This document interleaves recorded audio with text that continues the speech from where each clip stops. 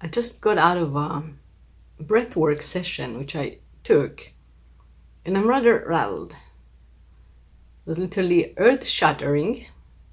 Also, in addition, we just had an earthquake here in California. So it's been quite a ride. Today is 4th of July, and I always felt close to the revolution and the Civil War. And what I just found out is that I was one of the Reds, a slave owner, a wealthy man, probably from an English descent. His name was Brian Charles Adams, and he owned tobacco plants and a bunch of slaves, and he was nasty. I still feel the remorse over how asshole he was.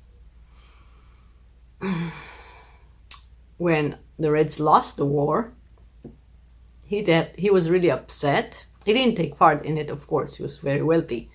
But he was really upset, and why the fuck do they want to release these beasts? Equality, happiness for everybody. Why do we have to sign these stupid papers? That was his approach. I know. So, then afterwards, the last scene I saw is that somebody burnt his plantation. I don't know if it was the workers or maybe a rival grower, but it looked like the literally Gone with the Wind.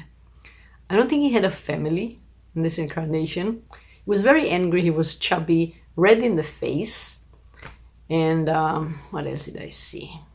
He would smoke cigars. He was very wealthy, and he would drink whiskey, and everything was like red mahogany. The library, the desk, everything was like a big mansion, but everything is very wealthy, but very old-fashioned. I would say British. I'm thinking British. What I've learned from this lifetime is A, to be racist, and B, is a trauma I took, A, not to enslave anybody, and I had a trauma with greed. I'm very sensitive to greed, whether it's corporation or a boss. Like greed, being greedy beyond satisfaction, being greedy for the sake of greed, being greedy as a competition against fellow growers in this case, or fellow corporations. So it was rather shocking. I was sobbing the whole time. And in this lifetime, I chose the other direction. I have dark skin, dark hair, not privileged. Funny how you go from one extreme to another. And I'm a woman, of course. And just this morning before the regression, I played tennis with a new lady, who of course is African American, and an old friend who's an African American. And the court next to us had an African American student. So it's like closing the circle. But this was probably one of the most shocking lives I know. I know more than 100 of my past lives. Of course, lots of healers and shamans, and even an African shaman medicine woman. But this nasty guy, no empathy, greed. That's his only motivation in life. Probably because he didn't have a family either. So he was, very frustrated. So all his testosterone went to, have a better harvest this year than his neighbors or his white club boys' buddies. Yeah, funny. It's so not me in this lifetime. I just want to share this. And it took me a long time to forgive him under the trance, and not to judge him, and remember we're all serving a purpose.